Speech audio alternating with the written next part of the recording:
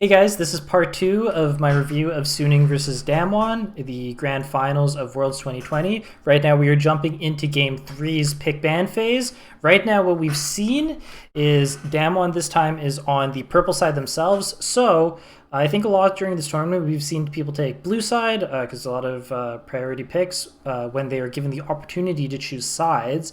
But in this series so far we are seeing both teams opt for purple side.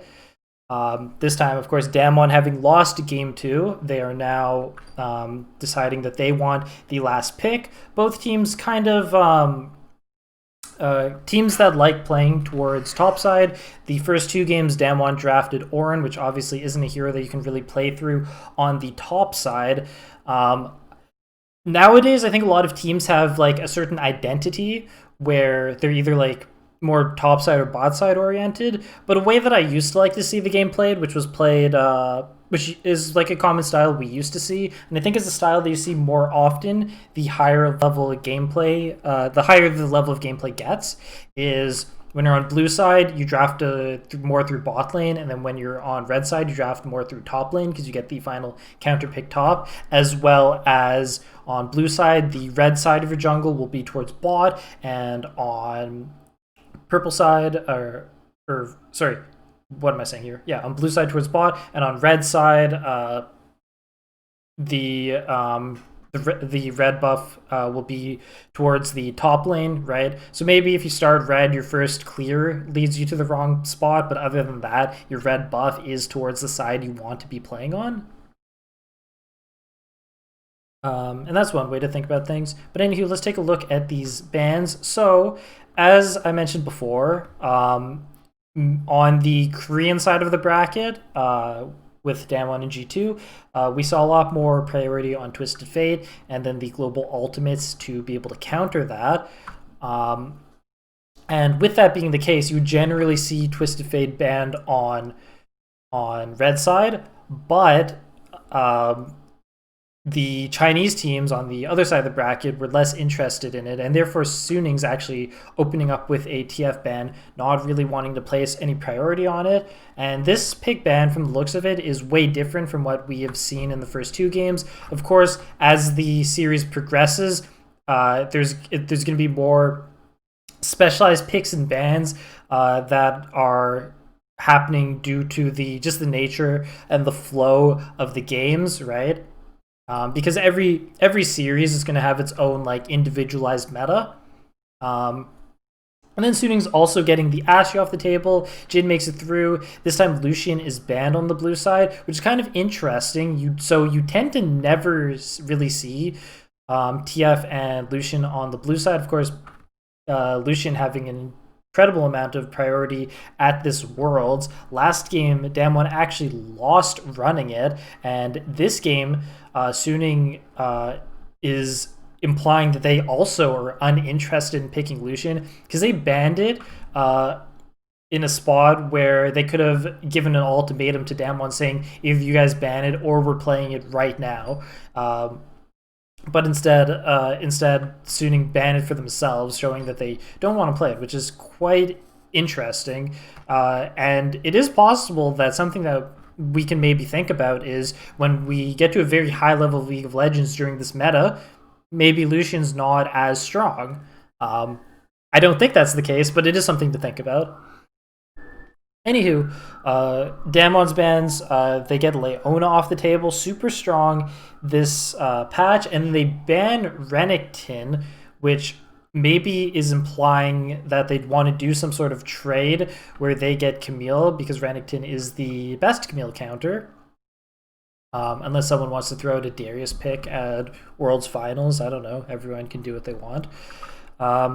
And by banning Renekton, maybe Suning didn't like the position that they were put in, where Damwon was maybe saying, okay, if you don't ban Lucian, then we also won't ban Lucian, and then you'll have to trade either Camille or Lucian. Right, one side gets each of them, and maybe that wasn't a trade Suning was willing to take, and instead just took Lucian off the table and said, now if you don't ban Camille, we just get it for free. Possibly one of the mind games that was going on here.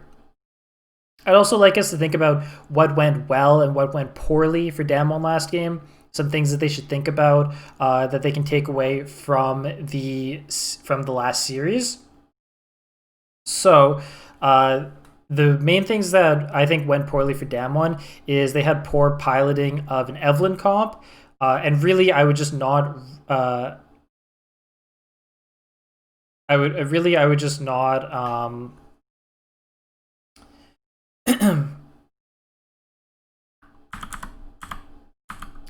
Oh wait, the band's going the other direction. Oh, I confused myself. I'm sorry. I made this really confusing because I thought the bands went in the other direction. My bad, everyone. I mean, that's okay. We talked about some fun scenarios, not a big deal. Anywho, ignore everything I say ever. It makes no sense. What did I want to talk about here?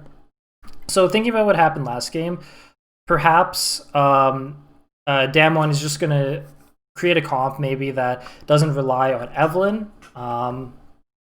Just because I don't think the Evelyn strategy worked out, and I wouldn't be, if I was Damwon, I wouldn't be interested in running it back. I think that was the main issue. And then maybe if Suning is trying to think about what didn't work for them, the Fiora comp actually worked out really well. So maybe Suning's thinking like, okay, if Damwon is running a more reactive style comp, the Fiora actually worked out very strongly for us, and it should be something that we look at to pick again. And if that's the case, Damwon is probably going to draft something that is a little bit more proactive, can take fights a little bit more easily, so that Fiora can't split as safely. And with that dynamic in mind, Suning can play around it, and that's probably what they are thinking about currently. Anywho, as I've said, literally every draft of this tournament, when it comes to first pick, you usually look at what farming junglers are up. This is the first time in the series none of them are banned. Nidalee and Graves are up right now. If you're interested in playing Graves into Nidalee, you can run it. Or if you just like Nidalee more, which I think a lot of teams do, and she has overall been performing very well at Worlds, then you're probably just looking at Nidalee first pick. That would be the most standard, but you never know what everyone is thinking or if there's certain scenarios they're interested in playing into. Okay. And then everything, so far everything's super standard. The other main priority picks, Jin and Syndra, right? Syndra, higher priority during higher levels of gameplay.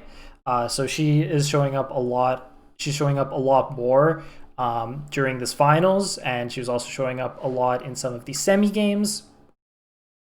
And then Jin has also been a very strong performing hero at this Worlds so far. This is a very similar draft to what we saw last game. Damwon has drafted what Suning drafted as their response to the blue side power pick last game. So last game, Damwon first picked Lucian, and then Suning responded with Syndra Jin. And now this game, Suning has picked the power pick Nidalee and responded with Syndra Jin. Okay, so it's basically blue side picking power pick, and then the response of two other highly contested heroes coming in. I'll restate the strengths of Syndra and Jin together. They are both heroes that can very much play outside of the range of other heroes when they're sort of contesting like line of skirmishes in front of objectives or sieging turrets, right? Syndra is very good at just holding space by threatening and landing her QE combo, and Jin can follow that up with his own ult and range. As well, they can now, on top of these two heroes, draft a lot of Initiate and have a style of comp where Syndra and Jin follow up the Initiate, but then leave themselves very open as the main weakness of the comp, but this biggest strength being having an Initiate style comp while still threatening a lot of range at objectives. Whether that means anything when Nidalee's been shown, not really. For the most part, Nidalee plays best when following up Initiate. You usually see Nidalee Renekton style comps. Of course, Renekton's off the table in anticipation of this first pick Nidalee coming through. And yeah, Nidalee can be played at some different styles of comp tempo, but usually you see her with something that dives forward and then she follows it up like the Renekton or Camille, and then to make an even more standard comp, you would have Senna just safely lane bottom while backing them up in the early game with shields and heals. So Suning is deciding to immediately round out their comp very quickly, showing a lot of what they want to do, what they're interested in doing this game. And I think Suning's already shown a lot of their hand with this draft, right? Like in game 1, you could be like Damwon, the first 3 heroes they picked showed basically none of their cards, right? The comp was still very flexible. But Suning has actually shown a lot of their hand right now. So when you pick Jax, you're anticipating split pushing. And when you pick a Kali or maybe like a Silas, you are showing that you're also interested in split pushing, but more or less a 1-3-1. And I think right now Suning is very heavily saying, okay, split pushing with Fiora felt pretty good last game, been very smartly rotated. We are interested in playing another split style comp, this time not so much of a 4-1, but a 1-3-1 composition.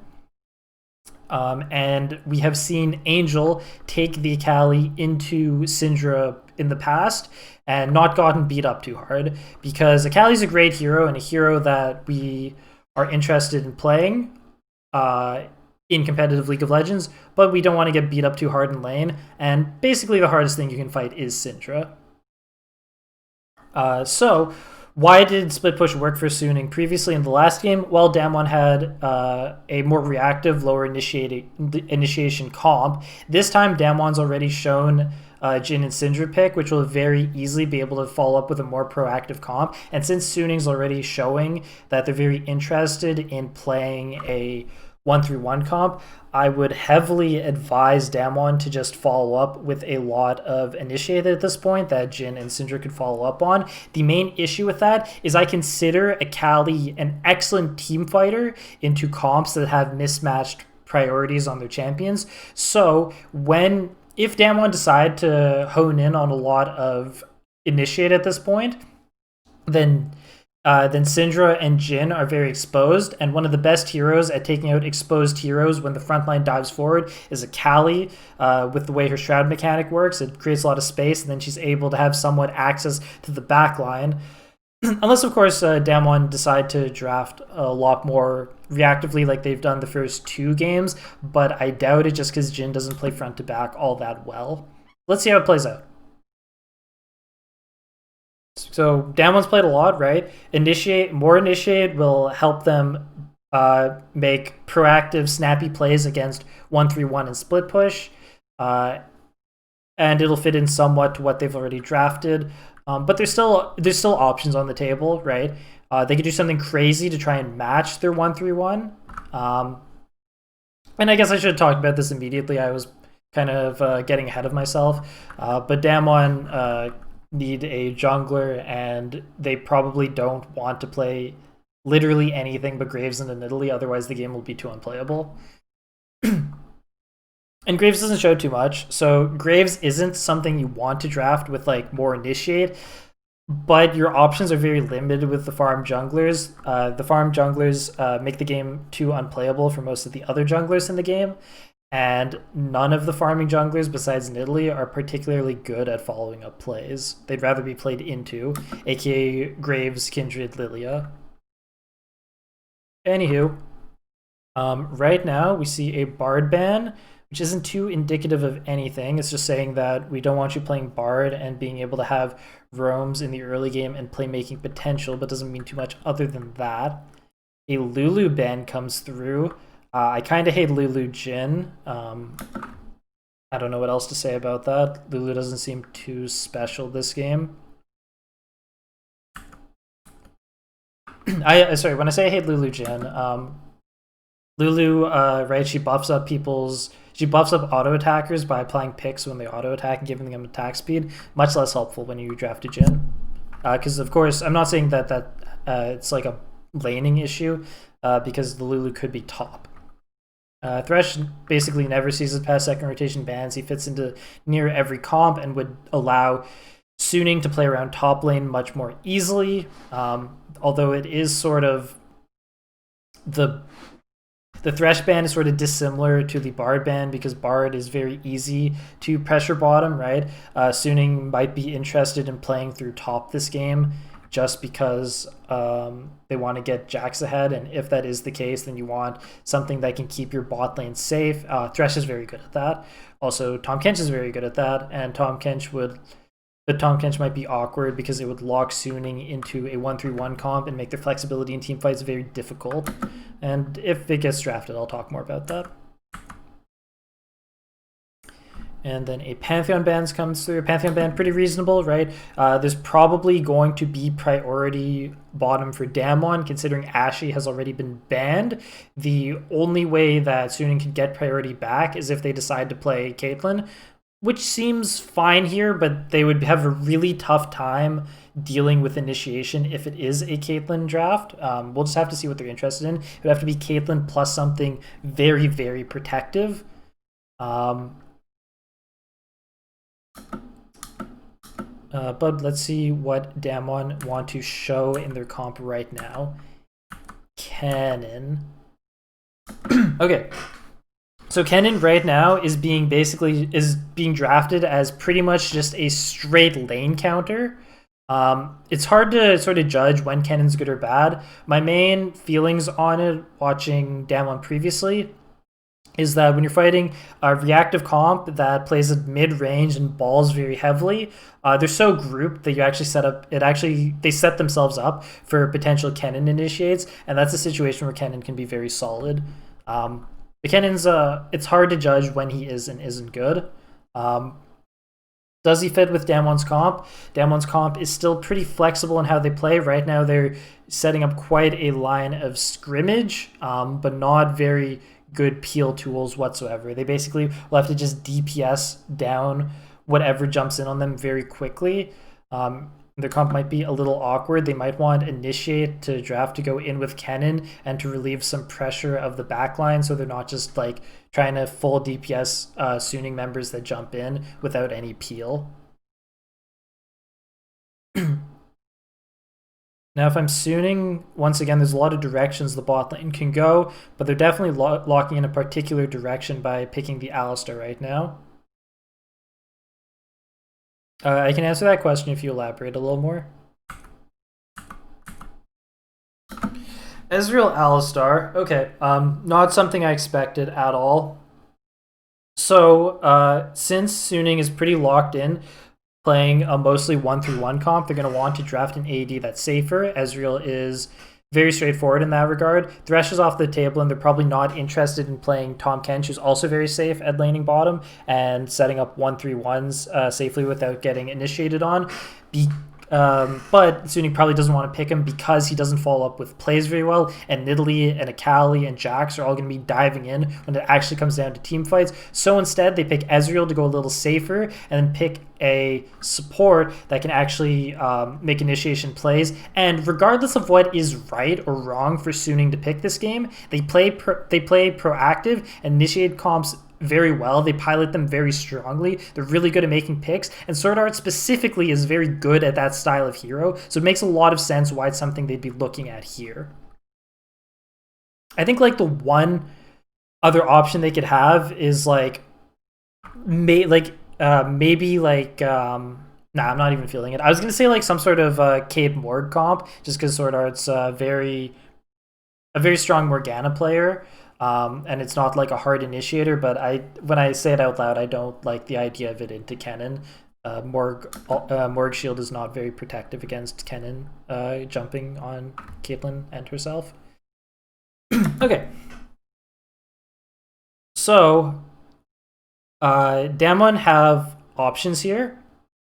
They can once again commit to a more reactive comp like they did in the first two games, which sounds good and looks good against the heavy initiation of Suning, right? All of Suning's heroes are just going to jump forward, and if you play a more reactive comp, more peel-oriented, right? Play Kennen as more of like a counter-initiate with his ult, which is one method Kennen can be played in.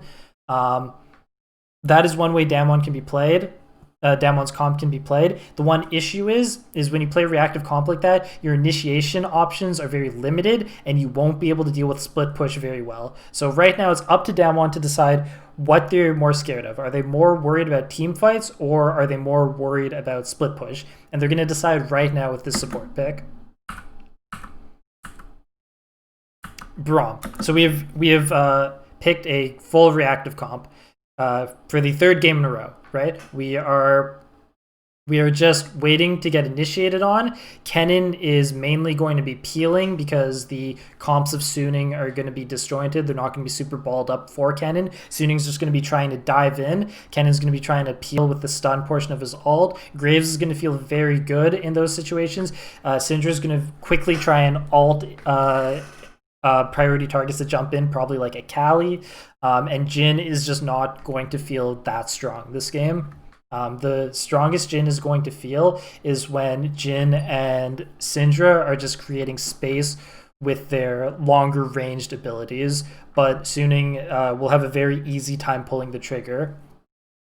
So the biggest issue with Suning's comp is although they all go forward and all dive together, their actual crowd control when diving together is all off the back of Alistar, which isn't the strongest style of initiation, especially when he's forced to go alone. So it can be difficult for him to find the mark in those scenarios. Suning will once again, like they're so very strong at, have to break apart Damwon's comp somewhat and come in from multiple angles, look for backline access, because just going in together straight up with Alistar probably won't work out too favorably. They'll probably set up too hard for Kennen, and Showmaker should be, hopefully, won't be using his QE combo so much for picks and for zoning.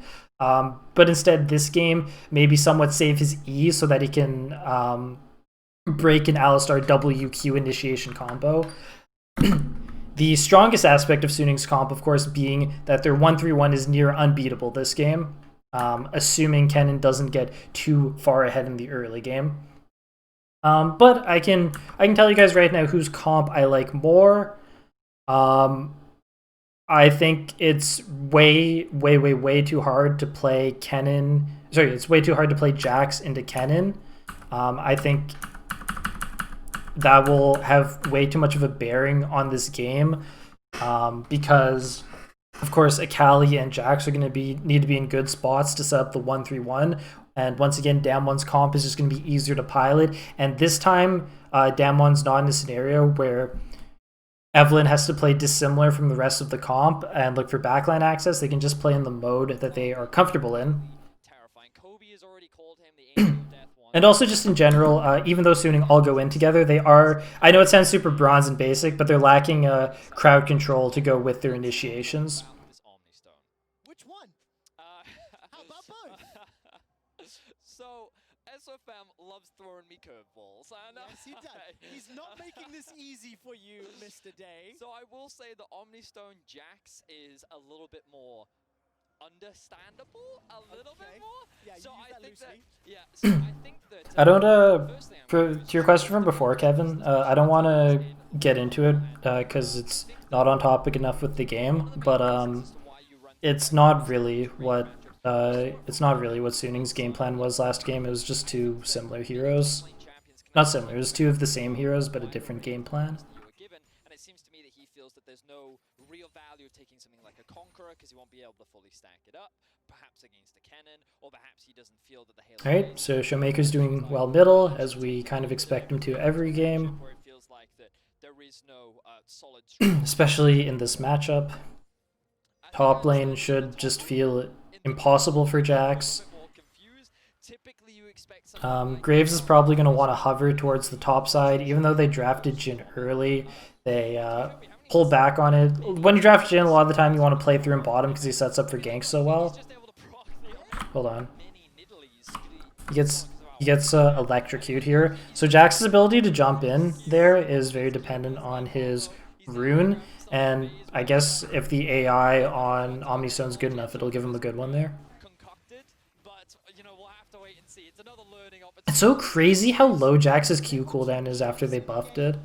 Makes the dynamic of these matchups so strange. The thing is like Jax always has to commit forward, which really leaves him open to jungle ganks. But yeah, so maybe like initially in the draft, Damwon was thinking like they'd be playing through bottom again, just because they drafted Jhin, who sets up for ganks really nicely. But of course, they ended up wanting to counterpick Jax instead. So now Graves is going to want to play towards top, put Jax behind as much as possible. Oh my god, he actually got the kill. Bin was really greedy with his flash here. So that's already a really excellent starting from Damwon, and basically as one side as we expect this top lane to go. But yeah, Damwon was able to switch off which side of the map they wanted to play through, and partially doing so by drafting Braum. It will be a little bit safer bottom.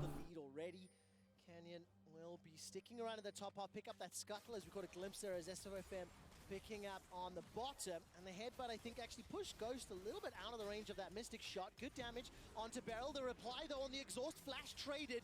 Ghost will need to reload and ends up being a flash for an exhaust. So the problem here for Huanfeng and Sword Art is that Ghost has a huge sustain advantage. Remember we talked about this earlier on in the series where when you're running boots plus health pots, the large reason as to why you do it is because you want to trade. So when Huanfeng commits... So I think I throw a lot of shade at the champion Braum. Ooh, middle's getting spicy and Nidalee's actually coming around. So Braum I basically always say is like only good depending on what ults he can steal. I'll watch this gank and we can get back to it.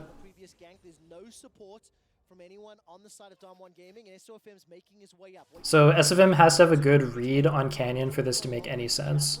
And he feels like he knows Canyon is bot side. I don't know if they saw him on a ward. I wasn't really paying attention. Probably did. They definitely do now.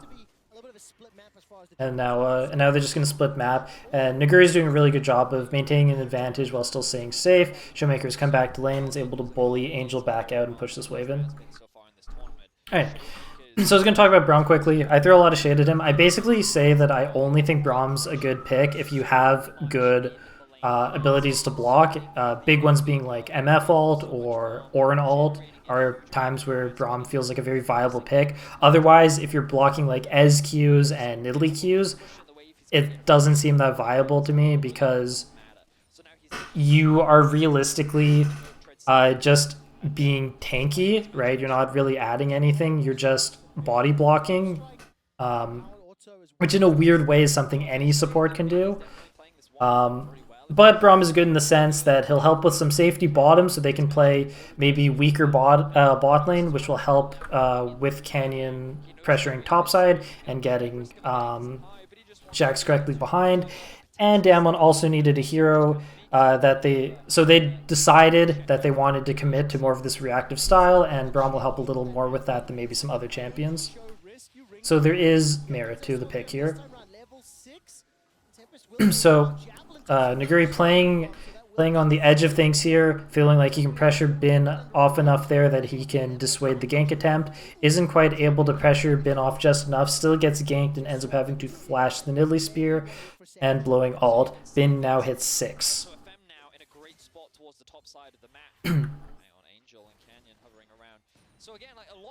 Canyon quickly helping Showmaker shove out middle here. No crabs are up or anything, nor is any bot side jungle for Suning though, just yet. But here, the moment Angel gets a little bit aggressive, Canyon's like, nope, I'll be here to cover, I'm here to offer assistance, and he actually mitigates any of the early pressure that Angel is looking to set up now that he's hit that level 6 mark. And we see how Angel can play that. He's already played very, very aggressive, very, very... It's interesting that both teams are now just like playing opposite sides. I definitely assume that Canyon would want to play more towards top lane, but this might just be like the way of things where it's not something that he wants to happen. It's just like an adaptation to the way SFM's playing. Because SFM is really strongly contesting a map split here. Especially in the series against top. Seeing him step up and shine on that pick was fantastic because as a player he does... Did SFM just not see the word on himself? He's a big team player. Yes. Like, I think that he is willing to sacrifice waves so that he can roam and support his team, and I think that when we look at the team dynamic, you're often talking about jungle and top lane. I think the Angel. So Canyon already making his way up through this blue because they saw where SFM was. Oh wow, he gets it. Contesting over this blue buff, the Syndra does get to move, and just quick smite still coming out from Canyon will allow him to secure that one. So I think Canyon already gave his blue to Syndra as well. Of course, did find that kill up top, has a slight CS advantage, and now the bot lane looking to get aggressive once more.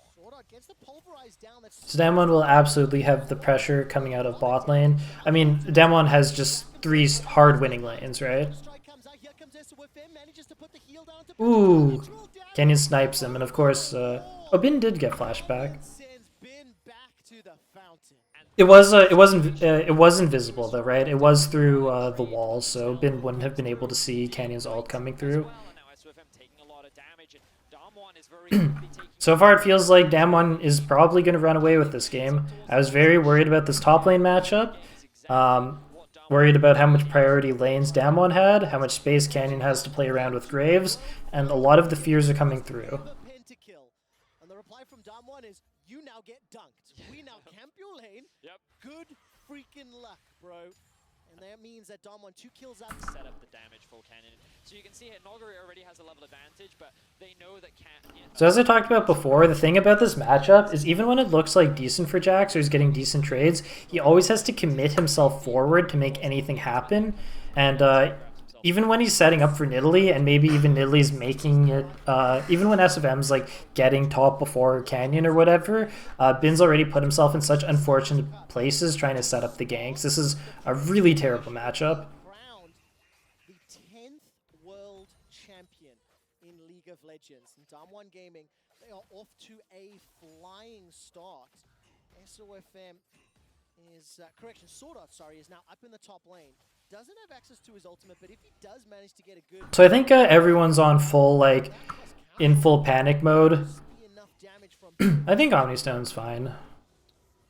I can talk about Omnistone in a moment. So once again, he has to really put himself forward to make this happen. Sword Art has showed up top, and they end up getting the kill because Naguri does not quite have flash yet. I think he did have ult. No, his ult's not up yet. So, like, if he did have ult, maybe he could ult in time. So I was about to say that I think Suning is feeling like they're in full damage control and they need to bail out top to the best of their ability. So Sword Art just walks on up through there, right? This is pre-Rift Herald being up. He's not even helping with Rift. He's really just there to try and score a gank, and it works out, which is great. Unfortunately, Naguri's gone the proto belt build, and he is going to have it on his back here. This current item spike for Naguri is it's gonna feel so miserable for Bin. Gets a lot of time. He's already got the warrior enchant. 2 and 0 on this grave hex flash over the wall. Whew, I held my breath for a Oh, did Sword Art take it? I didn't notice. That is so sad. That is so sad. pressure on the bottom lane. Oh no. Sword Art's going to be very late to the party. If you look at the minimap, 2 members already pushing forward into the mid lane. So Angel, he's down 14 CS. SOFM and Canyon will run into... So I got a comment about Omnistone. Hold on. There's a fight, and then I'll get to it. Here comes the engage, perfect execution all the way over and through the flash. So he still gets the combo on Showmaker, but Angel just gets blown up. There's a reply back, at least one for SOFM. So of course, Damwon's comp much better when they are the ones being initiated on, but they don't have the level of peel that maybe some of their other comps had. Of course, if Syndra's just able to get her ult down, that's great, right? But the main peel options from Damwon are the Kennen ult and the Braum, right? So when those aren't available to Damwon's carries, then it's basically a DPS race to see if they can kill divers in time. So it should be really easy to pressure Bin off the top here. In the top lane, but Angel's teleporting in from behind. He's got Ooh, this is a TP. Sword Art's also already here. He's Hex Flash. Bin already is just so beat up. So Damwon want to get engaged on, right? And right now Angel doesn't have ult. Shoemaker also ends up coming. Greer's walking up so far. Okay, it looks like for the time being that not much answer is going to come off the back of Suning. It will be a trade of teleport. Yeah, so I don't... I don't know if this Omni Stone really does hurt the matchup. If anything, like, it probably helps it because there's going to be certain times in the early game where Jax is going to want some stupid stuff like Electrocute, Hail of Blades, press the attack. And then, like, after that, he's not going to want that sort of stuff. He'll want, like, maybe random grasps, like, whatchamacallit, what's the blue one? Phase Rush? Oh, Omni Stone is going to be very interesting as we continue to see how I don't actually know if, like, Omni Stone is, like, that good overall. I totally disagree with his Omni Stone Camille. I can, like, I'll put that in writing. I think it's terrible. But, about it a little more. it definitely wouldn't hurt this matchup. But we're in game 3, and I don't think. Damwon lost the previous. They had the choice of side. They elected red side. Nidalee first pick. So right now, Bin's in a situation which I've been in many times in my life, which makes me hate myself, which is where you're fighting a dude that's like beating you in lane. Like it's you're fighting like a ranged hero like Kennen, and then their first item buy is a proto belt, which is like significantly cheaper than your first item. And it's definitely one of my worst, it's definitely one of my least favorite feelings when I'm playing top lane, because it just sucks so much when you're just in a matchup that's already maybe a bad matchup because your first is like a ranged AP, and then their first item spike is also much cheaper than yours. I hate it. So Naguri's gonna try and ult after flashing here. He does. Gets Bin in the stun, and then Barrel shows up to help peel, and Naguri can just go back to farming. Not very good initiated options on Damwon's side, so once they get the kill, there's not really any point trying to follow up with more. And Ghost gets turret free for bottom. So everything's going fantastically for Damwon. This game already seems basically done, I'm not gonna lie. But Suning turns around games all the time that look like they're just over. This is a pretty substantial gold lead, though. But I mean, Suning's really good. They pull some rabbits out of the hat.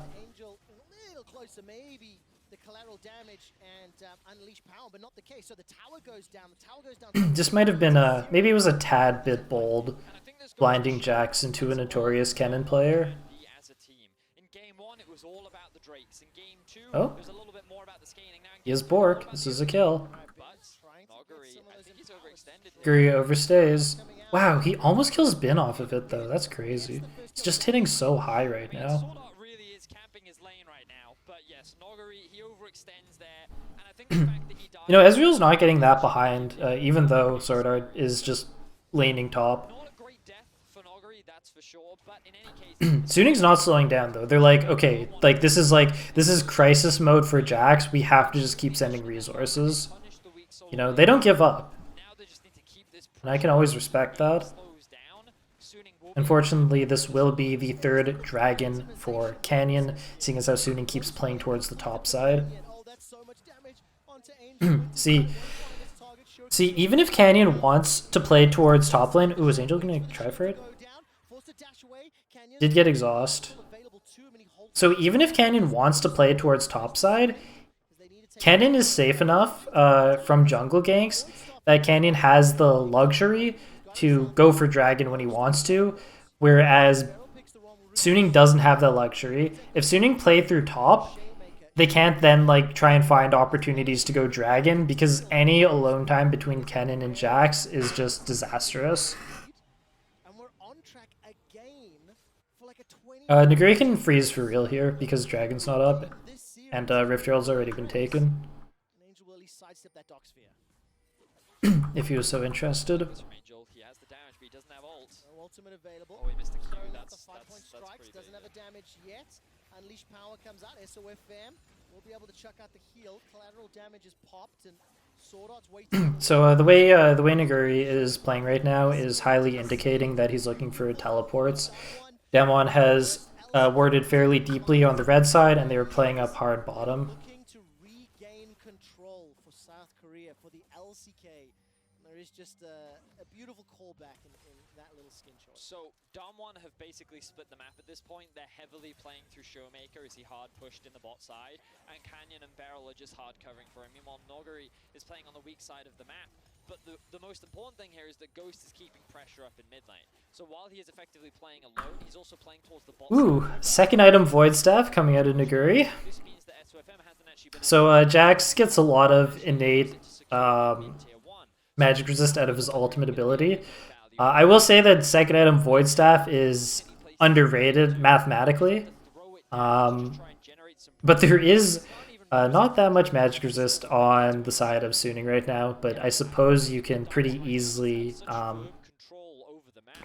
assume that Suning will all be buying Merc Treads against Syndra and Kennen, and to an extent Braum. And I think it's very important to call out that 3,000 or 4,000 gold lead has shrunk a tiny bit.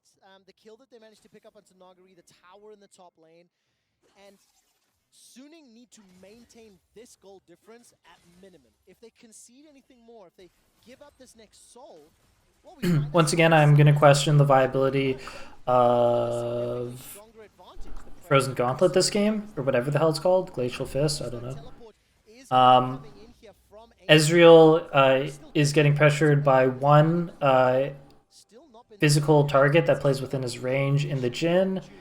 I mean, it's honestly, it's not bad this game. Is it called Iceborne Gauntlet? It's not bad this game because Graves' lethality is going to be able to ult him. Jhin can follow up with stuff. It's not bad this game at all. But I don't think Suning is going to get any chances to sit around and have Ezreal try and land Qs. Everything Suning does is probably going to have to be like, they're just going to have to immediately pull the trigger and have Ezreal follow in. And in that sort of scenario, Ezreal probably just needs to put out as much damage output as fast as possible. And in that sort of case, Triceratops will be better. There goes the Shroud as Angel's forced to step backwards. Canyon's got access to the ultimate, and Ghost rather was I know I'm probably in the minority in that continue to push in the mid that statement. We're still a minute and a half to the dragon. The Herald won't even So Suning tries to drop the Rift Herald and push up bottom. Get some wards through this river before Dragon. Suning is well aware, SFM is well aware that they need to contest this fourth Dragon. We've been in this spot. This is very similar to how the first game played out. And similar to spots that Suning's been in before. They need to try and secure the. Suning is trying to stop Damwon from getting the soul badly. And we're probably going to see Suning do something silly looking in an attempt to not lose the game here. We'll see. So right now, it's just a hard shove out of Bin. Maybe Bin just tries to look for an immediate kill. Yeah, so I was going to say, I think like maybe one option they have is Bin tries his hardest to look for an immediate kill right now so that he can TP into the fight and make it a 4v5 because it's still 30 seconds to Dragon. Showmaker flashes out, and now Bin is going to have to flash out as well. As I said, Suning was probably about to do something silly looking, and Bin had a similar thought process to what I had. One option to actually win this game was maybe killing Syndra there and getting Dragon. It looks silly, but there's a lot of... it's very reasonable that they attempted it.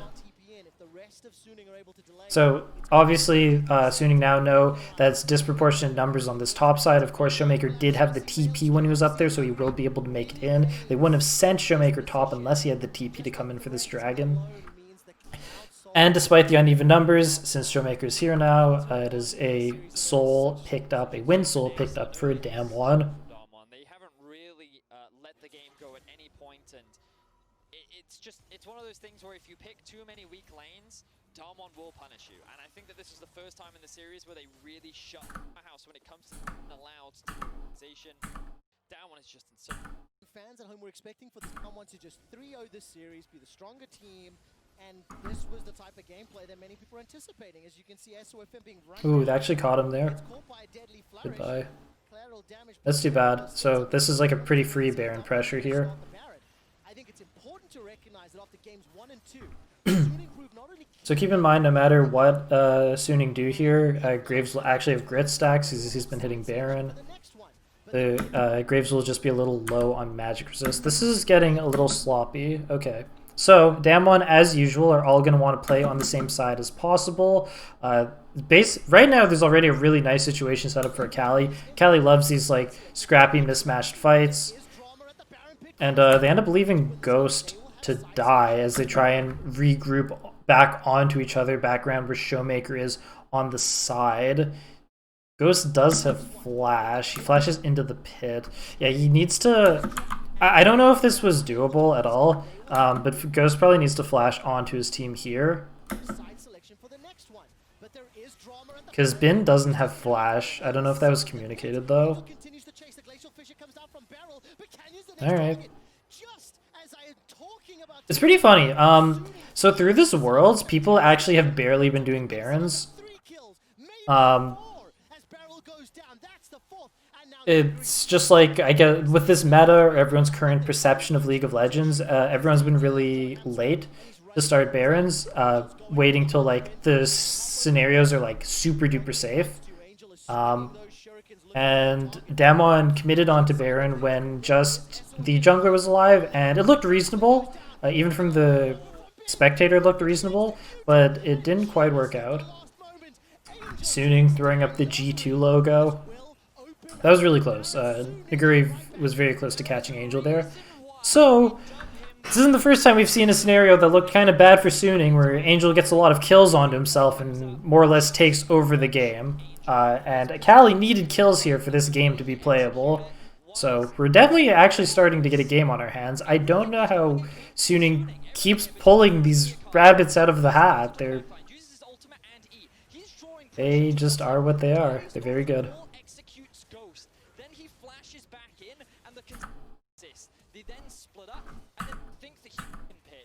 They were able to come out on top, and now they get themselves the Baron. Now they can buy a little bit more time, and now those solo laners look at the level. Okay, here I can go back. Ghost isn't actually that slow off Baron. It's like, so like here we like you can watch exactly what happens.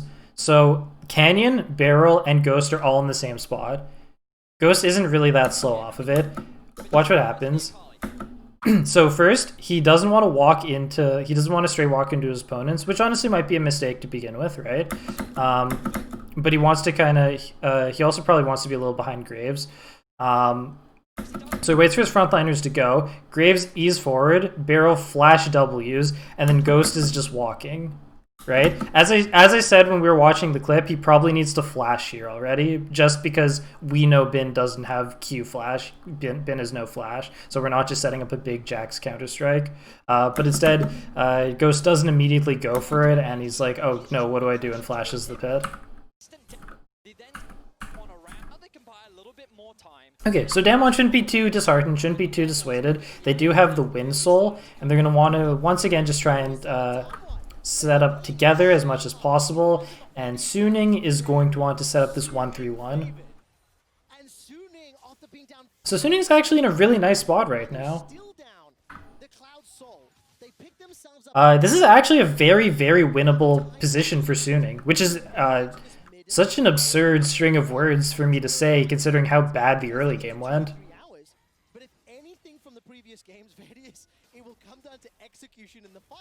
When I talk about like comps that I like more or less, I'm a firm believer in like, you know, win lane, win game, right? And Damwon drafted a lot of winning lanes, and they should be able to close out with that sort of advantage. But Suning, once again, find an opening, and now they're getting their 1-3-1 setup, and that is where it gets most scary for Damwon. What Damwon don't want is Akali and Jax to be on item spikes. Doesn't really matter where Ezreal's at, he just needs to stay safe. And apparently that's kind of hard. Like, harder than I thought it would be, because Naguri has so much movement speed here. Jumps onto Huanfeng, and they get him. So Naguri fast on the trigger there, says, okay, they've started the split, we need some sort of initiation. We talked about on the draft screen, Damwon had a lot of options with their support pick. They could have drafted a much harder initiator so that they would have options when Akali and Jax were set up in the side lane, but instead they didn't, right? And they got put in this position where Suning is really is in a really nice spot, and Damwon have to immediately make a play, and they go with an initiate out of Naguri, which is hard to make work, but they find the angle. That's like a not good way to initiate, right? Like Kennen running up behind people. That's not something that you can just get to work. So once again, Damwon just want to stay grouped on top of each other. Right now, Naguri does not have TP, right? He backed after he made his play. And Suning, because they had Angel top pushing, right, utilizing their split push, have now drawn Naguri back top, and Damwon has failed to pull off in time. Damwon probably needed to just back off, but they are very good in this 4-core. I'm just worried about Callie's current item spike wiping them. Damwon will have to stay grouped together, hope badly that Bin doesn't flash forward right now, or they're able to push him off with like a Syndra combo. We'll see how it plays out. It's looking kind of bad for Damwon just because of Angel's current items, but if they stay together, maybe they can make it work. Lockett comes in right here. Lockett pretty strong buy in the style of comp Damwon is running, and is going to feel pretty good in this scenario. Ooh. So Bin goes in. It feels like to me Bin's supposed to flash forward. He does, right? He gets a couple. They start peeling back onto Braum to wait for his teammates to get closer. Angel starts coming in. He goes for a combo on Canyon. This is what confuses me. What hits him?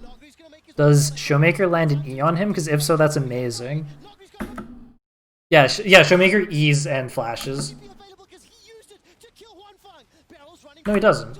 Wait, what stops him? I'm actually really confused. Oh, he gets hit by Braum ult.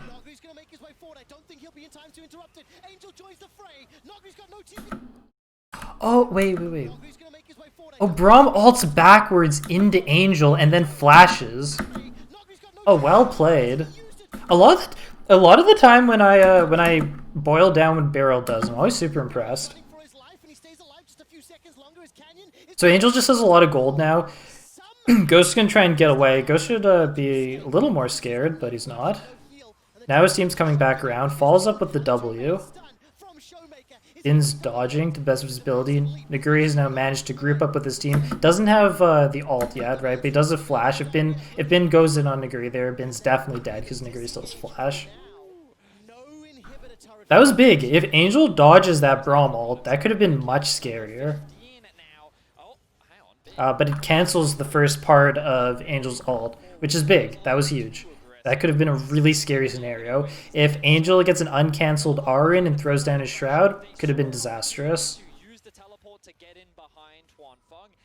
Alright, Dragon up in 30 seconds. It is the Elder. Since Damwon is running a low initiate, more reactive style comp, it's much harder for them to do objectives if they're not there first, right? They need to be first and set up in front of it. They do not have enough time to do that. Currently, they're going to play through the mid lane. They had to get their backs off, and they have not currently set up properly. Suning, right? Much more scrappy comp. They're going to want to, as usual, pull Damwon's comp apart to the best of their ability. Maybe open it up for a Callie on the back line. Let's see what happens.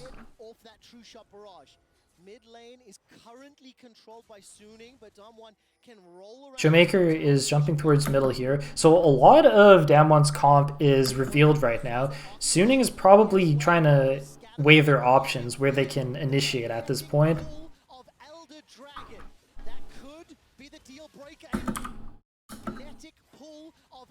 Beryl gets a Q onto Angel. So right now Damwon is identifying how influential Angel is to Suning's comp, and also the fact that a lot of the gold value is on him. And they're doing what I think would usually look like a pretty bad play with a more reactive comp, sort of over initiating onto one person.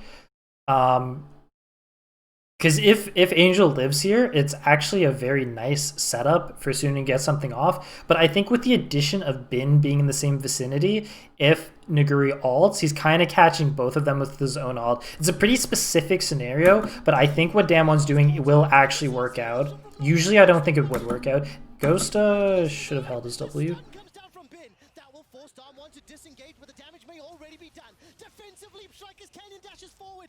Yeah, I think this style of play usually won't work out. It'll usually favor how Suning wants to play, because it'll open up the backline too much. But in that specific scenario, I think it looked very good. Angel now has access to his ultimate. 30 Oof. seconds before Ben is alive, and Beryl somehow survives. But the Elder doesn't get secured. It is still available. Look at top lane as well. I think Damwon's really afraid of the Huan Feng potential TP flank. Yeah, it definitely also partially worked just because of the gold values of where everyone's gold amounts are at, because all the gold is localized onto Angel right now pretty much.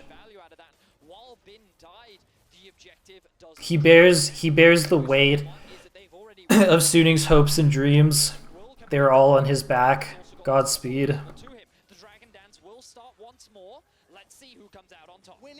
Alright, so Damwon is now starting the Dragon. It won't chunk them out and reduce their magic resist in the same way Baron did, so it'll be a little easier for them to set up. Suning playing very scrappy as always. Damwon just trying their best to stay together. Now Damwon's going to have to re-push themselves up slowly so that they don't just lose the Dragon. Showmaker just committed his QE, always a very important spell to look at. So he's going to get some setup and damage onto Suning, but this is currently somewhat of an angle revealed because that peel ability won't be available for a little while. Bin looks with the E, doesn't quite find it. Swordar tries his best to get onto the backline, not able to. And now the Dragon has gone over to SFM. He seems to win like every Smite fight. But Naguri lands an ult onto a couple members.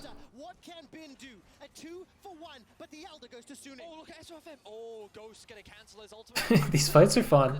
Okay, I'll go back. That was fun. Yeah, it's always so messy. It's so interesting how Kennen plays out in these fights. So Naguri finds Huanfeng and Angel. All he needs is like 2 carries and then starts feeling really good for him.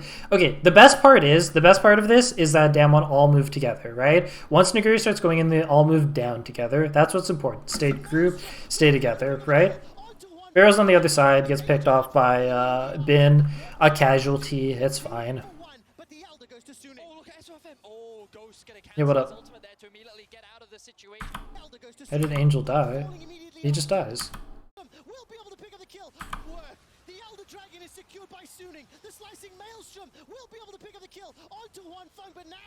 does he die to... Wait, what? Does he die to a Jhin thing? Isn't it just Elder? What even happens? No, wait, they don't get Elder. Is it Jhin Trap?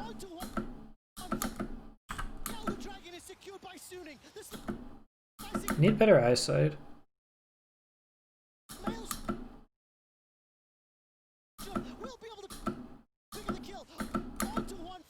This is a Jhin Trap.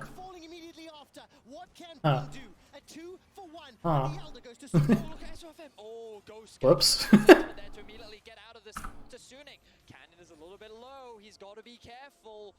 But Suning have been able to flip this game on its head. Second game in a row.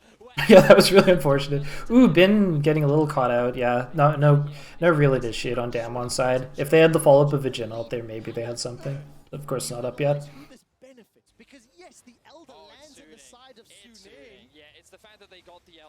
So Damwon probably is going to want to try and stall for a little bit now.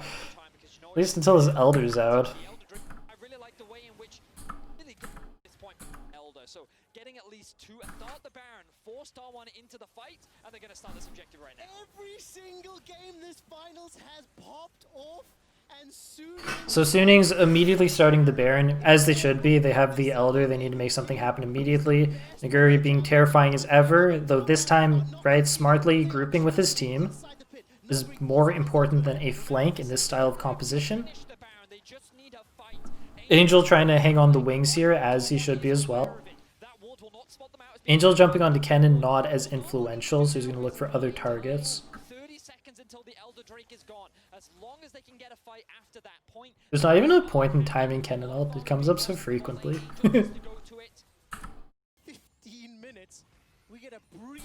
So not quite able to get the Baron here.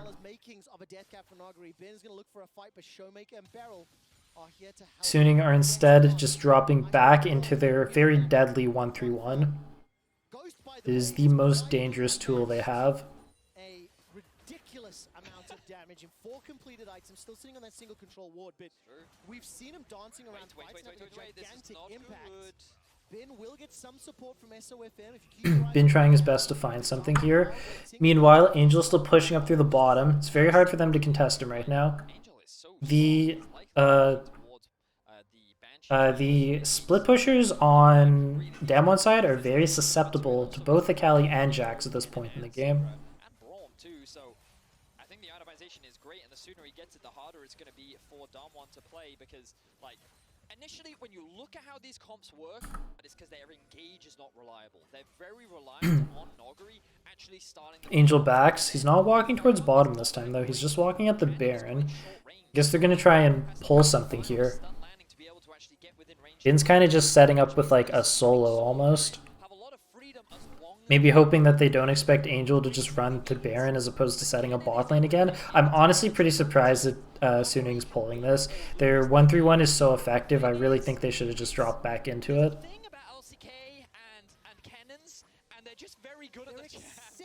Noguri looking for a kill on Sword Art here. Looks like they might get a flash out of him. Bin's here. Oh wow, that's a kill? I mean, Noguri's crazy ahead, and he just finished his death cap. Wow. Yeah, I mean, Sword Art plays that a little too close and ends up dying. Yeah, I was just talking about, like, the one change in item. That's about like an 80-second cooldown now at this point in the game. That's not going to be available for a while. And with Sword Art dead, Damwon have the best setup here. Damwon didn't really clear this out, though. There's a lot of potential for Angel to make something happen here. Damwon's going to just try and burst this as fast as possible. Beryl walking up to zone SFM, right? The smite threat. Angel needs to do what he can. He's in now. It's pretty scary looking. All of Damwon are grouped up with Bin walking in, and Angel right there in his shroud, although he is stunned by the Syndra EQ. Angel and Bin, and Janya is the Ken and Ald. Pretty good. Angel flashes, Bin jumps out, gets killed by Ghost. Oh, the margins are so close. That was like a... yeah, that was like a gold value issue. Ouch. Brutal. Unable to chase the very fast Nidalee through the jungle with Baron and Pound minions. 30-40 second death timers. They may be pushing. Oh, they may very well look for that end, and to think that it was just one big I mean, this has got to be it. From Sorda that could cost his team the game. TPs are available for really great. So the worst thing Damwon could have done in that last fight was lose their cool, start breaking up, jump out of the pit too fast, people start trying to exit through the front of the pit, right? Most important is that they stay together, right? They believe in each other. It's like a trust exercise. Great work. Alright, I'm excited. Let's check out this game 4, and if my prediction was correct, probably the last game. Unless I'm wrong, and Suning win Worlds. Because I haven't seen. This is all new to me. And by the way, guys, if you are enjoying... if you're enjoying my my Worlds game analysis, I've been getting some pretty good feedback on it. I would definitely appreciate if you liked and subscribed to the channel. Thank you. Anywho, let's take a look at this game 4 here. We have Suning on the red side, so everyone has chosen red side when they are given draft choice so far during this grand finals. We are seeing the Camille ban come out again. Jhin has re-entered into the priority of bans here. Lucian has made its way through the ban phase again, and Nidalee is down this time with Graves being up. Okay. So both of the higher agency AD carries are down this time, you know, putting more priority maybe on Ezreal. You might see a Caitlyn strategy. I don't know how much these teams are feeling it this time around. Senna looks a little juicier. And then Graves is still up, you know. Kindred has been totally absent during the series, despite both teams playing pretty good Kindred games. And yeah, I mean the main thing here is it's Graves Lucian coming in as the first pick, as well. Syndra has been super high priority. I'm interested. So it's interesting to think about if Lucian is the first pick, right? So we already saw it, Syndra, but Lucian has been such a high priority this whole tournament, and Damwon lost a game with it, and then Suning last game showed that they aren't interested in first picking it for themselves. They have high priority elsewhere. And it's really, and like Syndra is just such a powerful tool once you get to the very top levels of gameplay. Like, I kind of like Syndra's actually such an interesting hero because on one hand she's like kind of like dumb, right? It's like you just like ult people and they die, but she's so much more powerful in the hands of really great players. And I love picks that sort of play out like that. So it's really cool that once we've made it to like the grand finals, you know, the tip of the iceberg. That's not even the right saying. But once we made it to the top, we're at the top of the mountain. Syndra is once again incredibly high priority. So high priority that we've beaten out the farm jungler still left up, and we've beaten out Lucian, who's been super high pick ban priority this entire tournament. And let's see what the response is. So Graves has been looking pretty good this tournament, and Suning's like, yep, we're not scared of Kindred.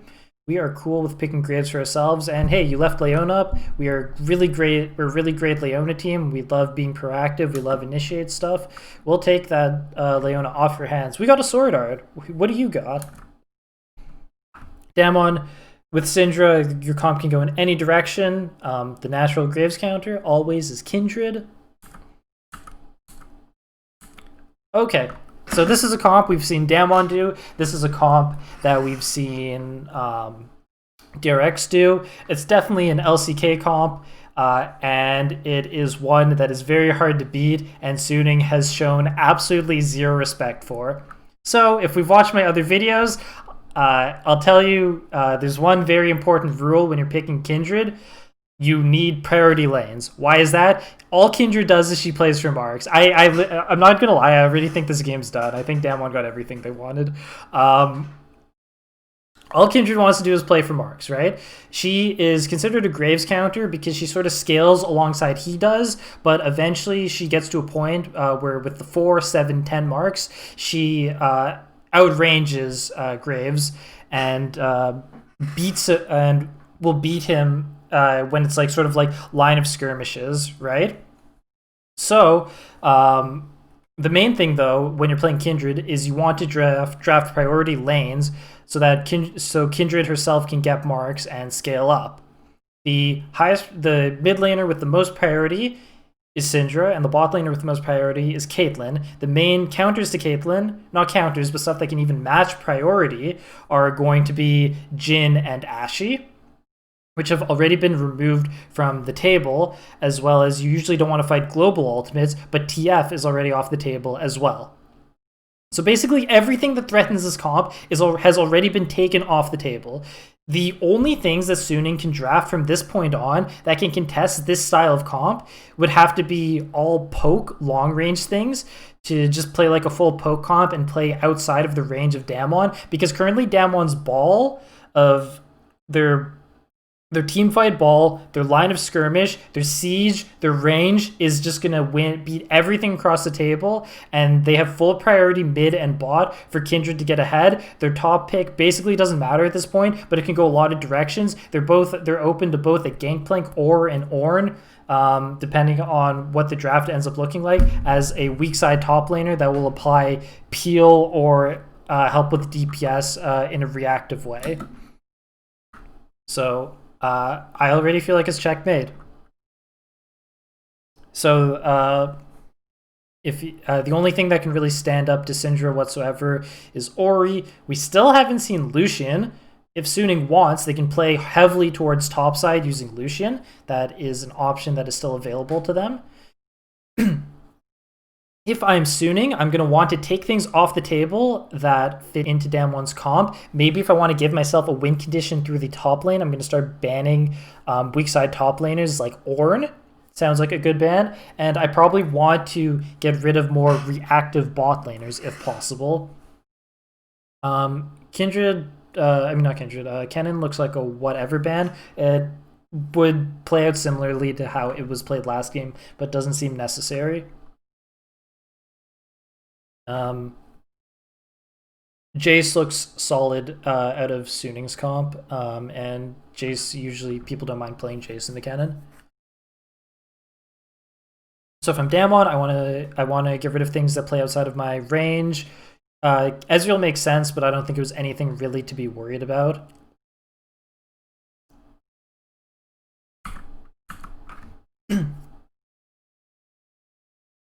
Lulu plays super solidly in Damwon's comp. It's something that they've done, something DRX has done. It fits well with Caitlyn, it fits well with Kindred, and it will help with, and it will help, still be able to apply pressure in the lane phase, just based on the way it plays with Caitlyn. Damwon already locked into a pretty low initiate comp. They probably are uninterested in fighting Jax or split pushers in general in such a style. Because it's one way that you can stop Damwon from getting away with what they want to do, assuming that you've decided that you're no longer interested in trying to beat them from a team fight angle. Aphelios is a terrible pick. And plus they don't have their Kennen counter up anymore, so Jax ban makes a decent amount of sense if that's what you're worried about. Aphelios, right? Aphelios is best at either scaling alongside something that plays within the same range as him, because then they're playing at the same ranges, right? Something mid-ranged, and he'll just outscale them, or he likes things that dive into him. Damwon's comp is 3 heroes that do none of those things. It's 3 heroes that outrange Aphelios, and do not dive in or initiate. I think Aphelios is an absolutely terrible draft here. Really terrible. Damwon. Okay, so once again, when you see Kindred, a lot of the times you pick higher agency supports so that you can help Kindred. I don't know if it was necessary this game, but nonetheless, the Pantheon pick comes through so that it can help Kindred across parts of the map. The lane phase aspect should already be pretty free. It's kind of awkward to play with Caitlyn, but it shouldn't be too big a deal. Damwon just needs to make sure that Caitlyn doesn't get too behind with Graves ganks and Leona initiates, which is a possibility, and a little more so when you play with Pantheon. Damwon very easily could have just drafted something like Thresh here, which would have kept Caitlyn very safe while still applying an immense amount of pressure in the bot lane. Also, it would have somewhat agency to help out Kindred, just not in a global sense. Don't hate the Pantheon pick. Ornn makes perfect sense. I already said it probably needed to be banned. And then Suning like to do this thing where they, they've done this before, where they kind of like half-heartedly draft Initiate, and then they draft Gangplank to counter Ornn. Playing through bottom for Suning makes a fair amount of sense because Caitlyn seems more vulnerable with Pantheon into a Leona. And Kindred still isn't, even if Kindred is somewhat of a counter to Graves, she's not that high on just base stats at the start of the game. However, I don't think Gangplank was the pick. I think Gangplank's going to play awkwardly with the rest of Suning's comp to an extent, and more importantly, I guess that's not true, I shouldn't have said that, but more importantly, Gangplank, much like Graves, is more of a mid-ranged hero, much like Aphelios, more of a mid-ranged hero, much like Ori. All of it gets outranged by Kindred eventually, all of it will get outranged by Syndra's combo, all of it gets outranged by Caitlyn. None of that feels any good playing into Damwon's comp. The main advantages Suning would have had were to make early plays while Kindred is at a weaker point in the game with Leona, and maybe drafted some things to help out Leona. Aphelios doesn't do that. Gangplank doesn't do that. If they weren't interested in drafting something more proactive like that, which I don't blame them for, it hasn't really worked in games 1 or 3 for them. Only really split push worked for them in game 2, and it also was their shining light in game 3. In that case, Suning needed to just draft somewhat to outrange maybe some sort of poke comp to deal with Damwon. But honestly, I think even in the first couple phases of the draft, Damwon just got far too much of what they were interested in. This seems like check and mate, not counting for incredibly well-played League of Legends.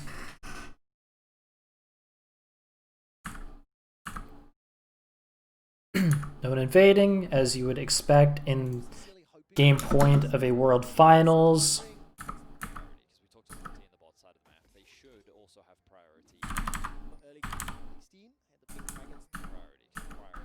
Pantheon gets the red trinket. Which is why I'm a little surprised that Graves is actually starting in the top lane, but he is starting leashless. So, Damwon don't know where SOFM is kicking off this game, whereas SOFM will know what Cannon is up to. So, as we already talked about,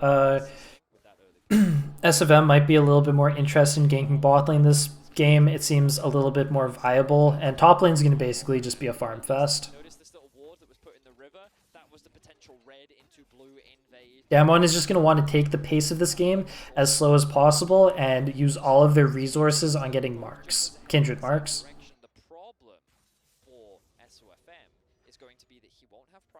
Showmaker just always seems so comfortable on this Syndra pick. I really like the way Angel played Syndra too, though. That's the moment at which they lost the game. So we'll see how SOFM adapts and pivots. Right now he's on the blue buff, and for now no vision has come out from Ghost or Beryl, but I like what they're doing with the wave here. They're being quite slow in terms of their push, and they're hoping that they can be there to assist Can. I mean, you can see their Huanfang and Sword Art being pushed so heavily. Huanfang and Sword Art, they are still level 1, and they've been pushed to farm under. And just like you talked about, will it give, so as you can imagine, Caitlyn has the prio here. Caitlyn basically is a non-functional champion without the additional help of plates. Otherwise, without some sort of acceleration on her gold, she's very hard to play in the mid game. Still doesn't actually give a huge amount of information, but now it will, because he's been spotted in the mid lane. He's offering a little bit of assistance to Angel, helping him get that push in the mid lane. And now so the Mark ended up spawning topside, and might be a little hard. Sometimes can be a little hard to contest just because Kindred's a little low on stats, and both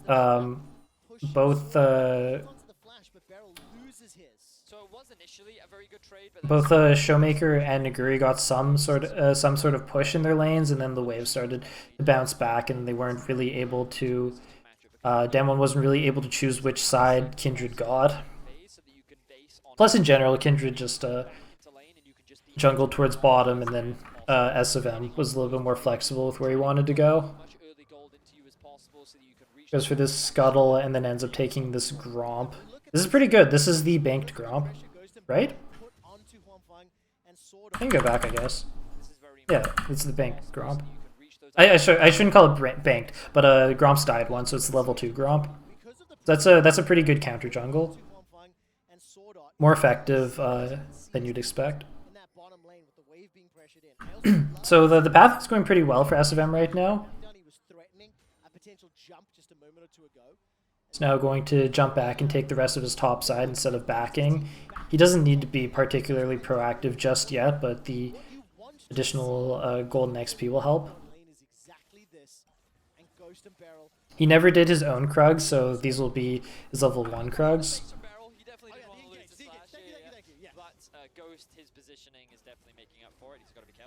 Ooh, gets caught on the root. I see Caitlyn's die in lane so much, and it's so bad. It's just so unfortunate. Oh wow, they're actually committing TP to try and turn it. It's sketchy. It's a close margin. Beryl actually kills him before Showmaker even makes it.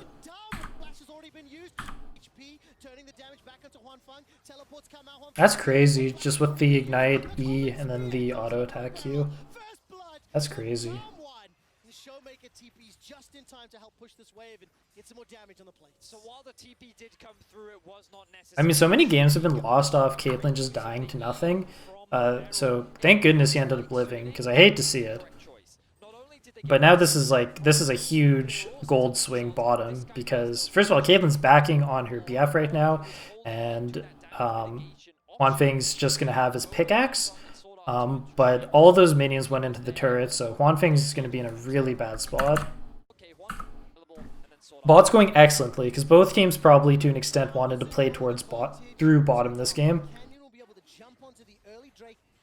Now Ghost is back with a BF, which makes it very easy for Canyon to take this Drake. A few more advantages, or maybe land the first few punches coming into the finals, something that we understand of what good League of Legends looked like.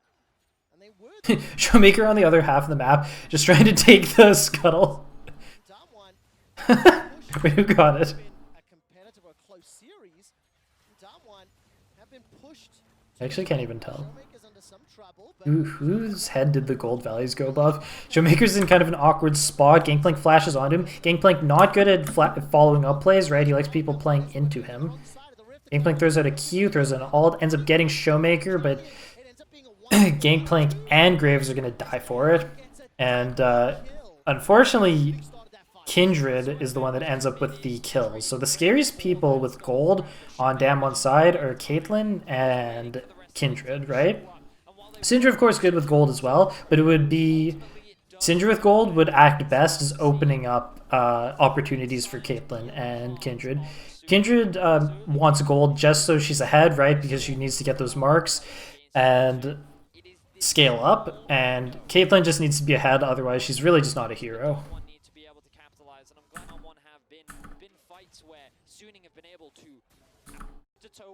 This game already feeling really good for Damwon, but if we've learned anything, doesn't really matter. Sunning always finds plays somewhere. And now they're finally back in the 2 versus 2. I'm looking forward to thinking back on this series. You know, once we get some more time to digest it, because game 1, we could have been a little maybe more critical. Barrel's moving his way up through top right now. The Rift Herald is actually spawned right now. He's still behind in the bot lane. A plate will also be secured in top, and notice Barrel is here once again to cover. We've seen this multiple times throughout this series, but this is to allow Canyon to keep on farming. He's still in his jungle, and now with the support up top side, Damwon can of course start off the Rift Herald. Barrel's moving a lot, and Suning has not been able to find opportunities on the Ghost. Ghost has been doing a very good job of maintaining his advantage, but also not dying on the weaker side of the map. They're killing the jungle, they're killing the bottom lane. It is still an advantage to Damwon, and Canyon on your screen currently has 1 stack. Thank you, production team. Keep us updated with how that is tracking as we continue to watch the rest of this game.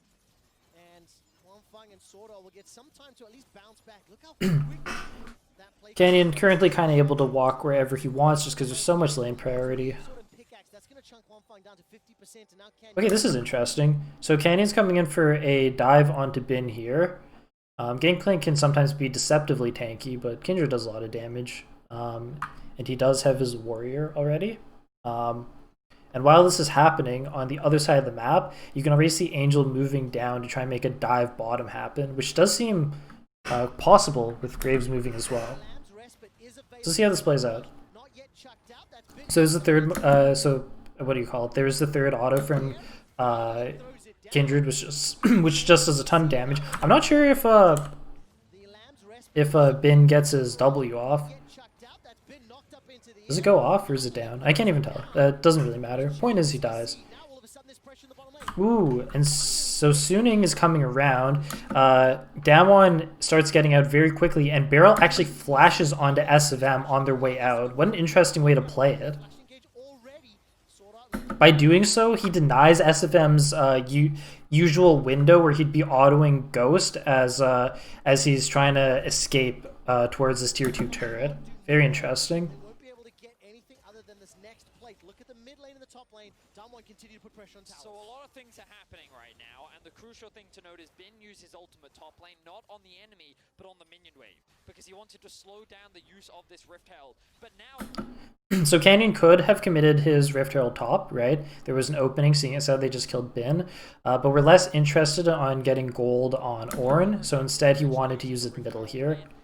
Angel does make it over and smartly ults the wave to try and stop this Rift Herald, but isn't quite able to. I think he does deny the gold onto Showmaker though, because I don't think Showmaker hit the turret in time. We'll see. Yeah, it just goes on to Canyon. I mean, Canyon's still going to be really good with gold as well, but they're probably trying to get a little bit onto Showmaker.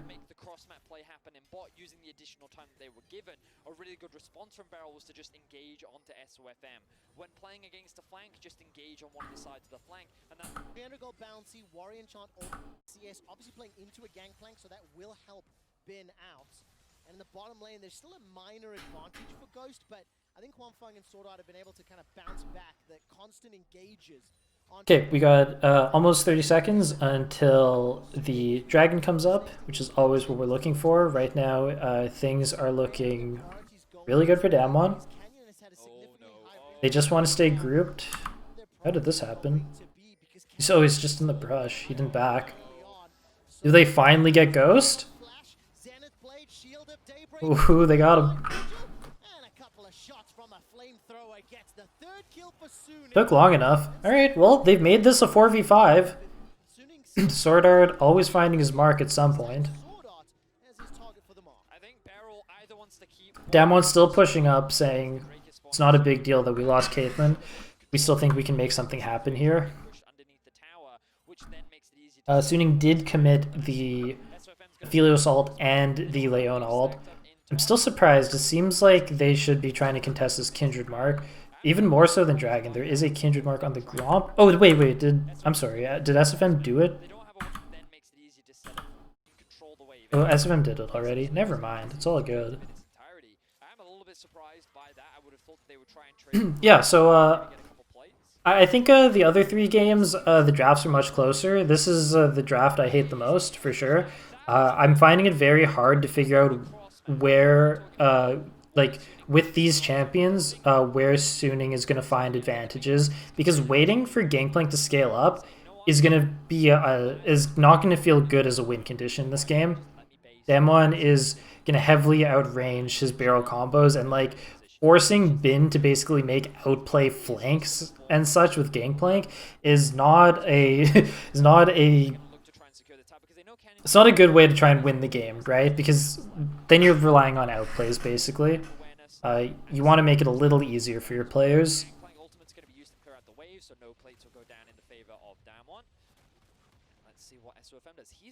This is just there's a lot of scaling Suning needs to do on Aphelios and Gangplank, and even when they scale up, like, it won't be that helpful. So there's Kindred hitting 4 marks. That's when Kindred becomes a real hero, which is unfortunate because Damwon was already winning prior to that.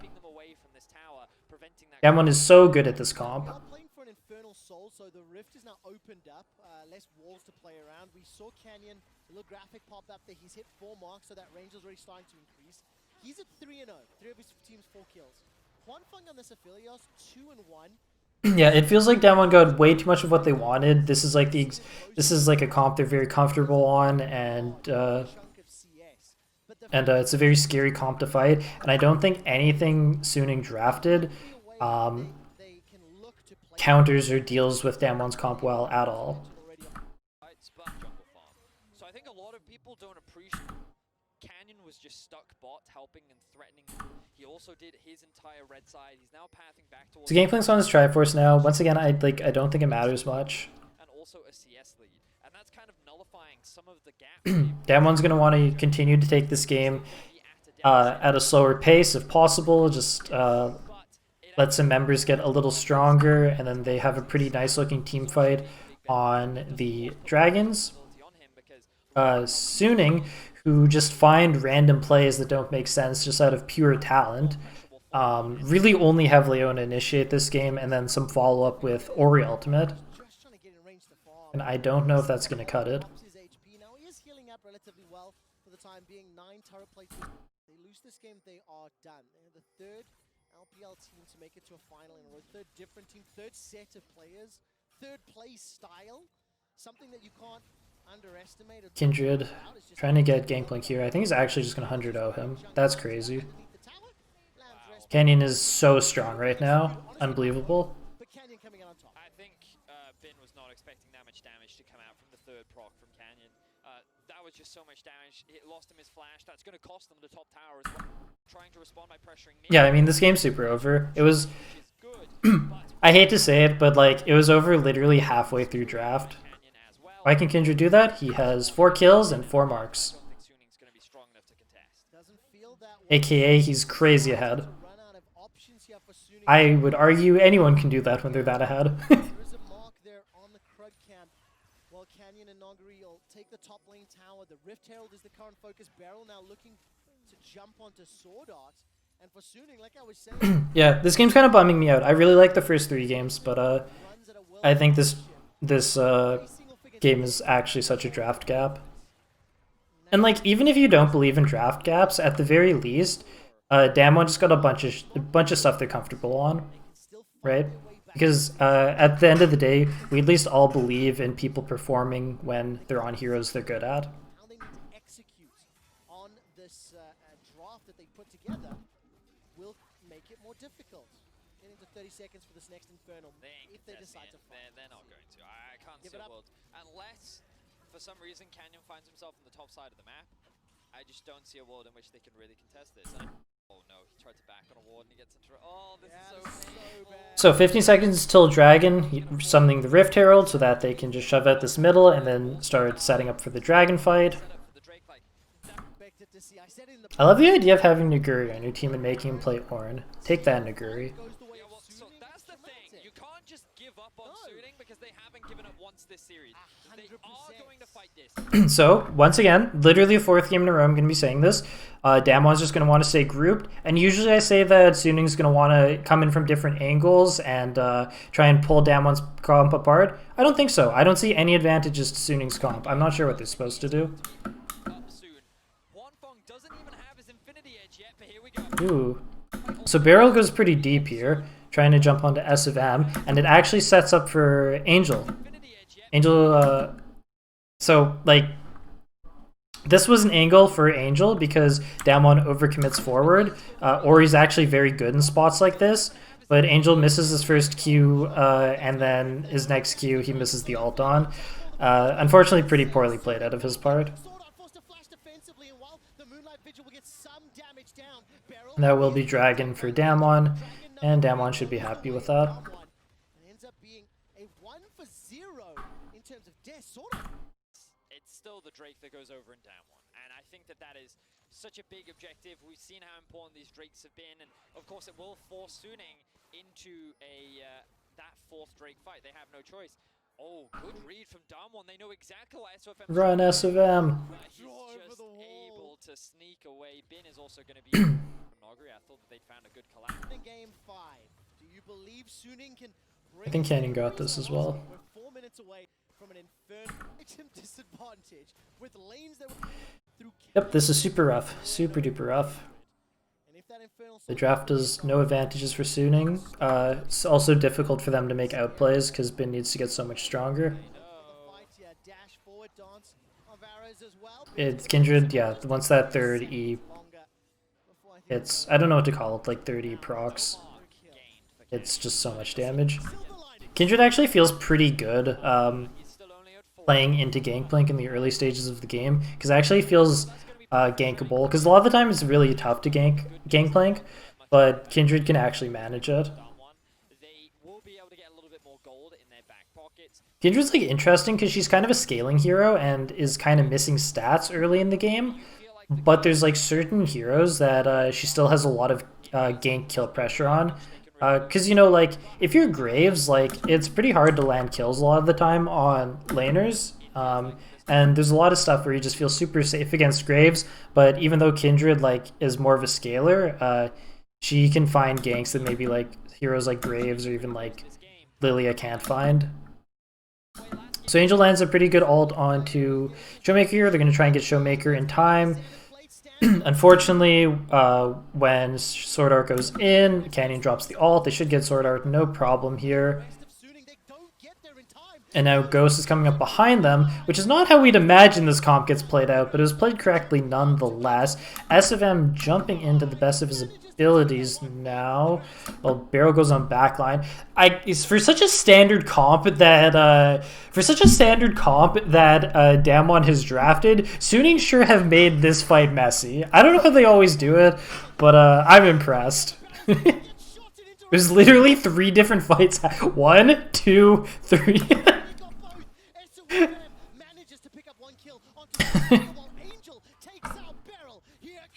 Every man for himself. Somehow we like SFM's jumping out on Showmaker, and Barrel's jumping in on like Angel. Ghost is like, I guess I'll flank. Okay. But anyways, Kindred now literally has 7 kills.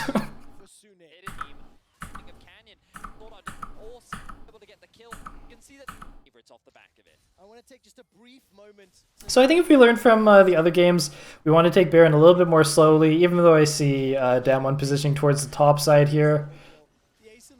Damwon's comp, really bad at initiating. Naguri never learns his lesson. They just put him on Ornn. He eases into unfavorable spots. He's just done it all of Worlds, but you don't want to hurt his confidence. Don't tell him it's wrong. Just let him do his thing. He plays well enough. For anyone who doesn't know, may remember some names. ESC Ever, BBQ Olivers, the best of the best quality. Would that have gone better if it was played any other way? No, I think Damwon's comp is near unbeatable in this scenario. As Suning needs to make it super scrappy. The biggest difference is that usually making it super scrappy favors the style of comp Suning ran in all 3 other games, and this game making it scrappy doesn't actually benefit their comp, it just benefits their players, because that's how they like playing. Damwon is obviously following up from the superstars of Canyon, Naguri, as well as Showmaker. And look at this, another kill. SOFM is down. My boy Ghost is on a kill. So, with 20 seconds to Dragon, SFM's already dead. Suning probably needs to at least try and make plays happen. Little unexpected that Damwon was ready to catch Bin there. They probably thought Damwon was playing more inside the jungle, so Bin gets a little caught out there. Bin's now 1 in 6. That's life. As long as Bin dies with honor, it's not a big deal. That is now Infernal. This has to be this has to be the last game, and B, this sucks.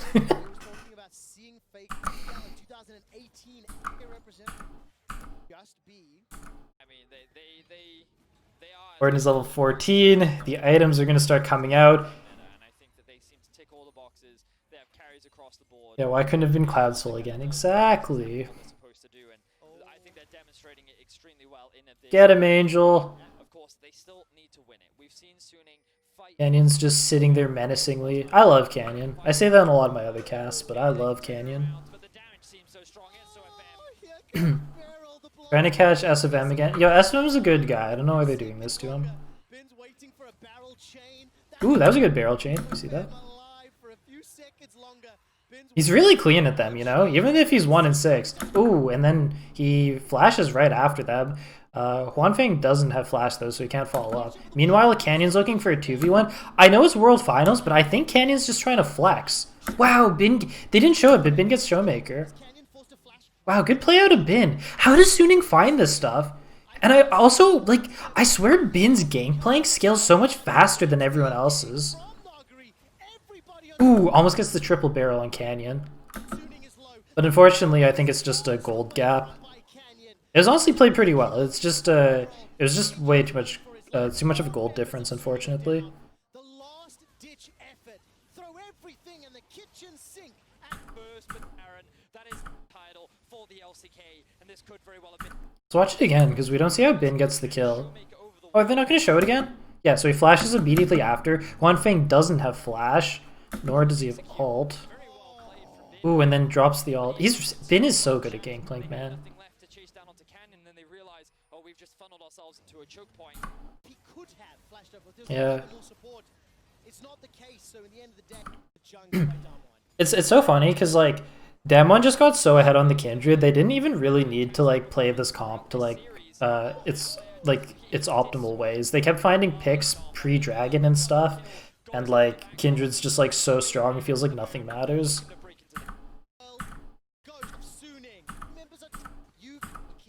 Discussion I had with some of the production crew about Samsung not playing on home soil was cursed. Because outside of Samsung in Korea... Wait a moment, Naguri went in with his E and it was finally correct. We did it. And look at that engage. 2 more kills. We only needed to wait until the final game of Worlds. That's like character development. All 5 group up to take down the inhibitor, and this might be the final push. It's been a 3-year hiatus for the LCK. A drought will shut down champions. Alright guys, that's the end of part 2 of my Suning vs. Damwon Worlds 2020 Finals analysis. I had a lot of fun watching these games. I was going to be happy no matter who won Worlds. These games actually played out exactly how I thought they were going to. I was anticipating a 3-1 for Damwon. I felt that watching Worlds, Damwon was the better rounded team compared to every other team. Damwon was able to play both more reactive and more proactive comps when needed, more early game, more scaling when needed. All very flexible players. Just a lot of methods that they were able to win. I also thought they had the most solid drafting, although I hate to throw that card around, especially at the very top level of League of Legends, because obviously just playing well is going to be significantly more influential. And I'm really happy that they won. And I think Suning should be very proud of getting second place. A lot of people counted them out, myself included, and just because like Top and JDG looked so good in the LPL playoffs is all. But I thought Suning would at least take one game, and specifically I said I just think they play with a lot of heart, and they always seem to just make things happen. Some of the scenarios that Suning is able to find plays, Sword Art specifically, is honestly remarkable.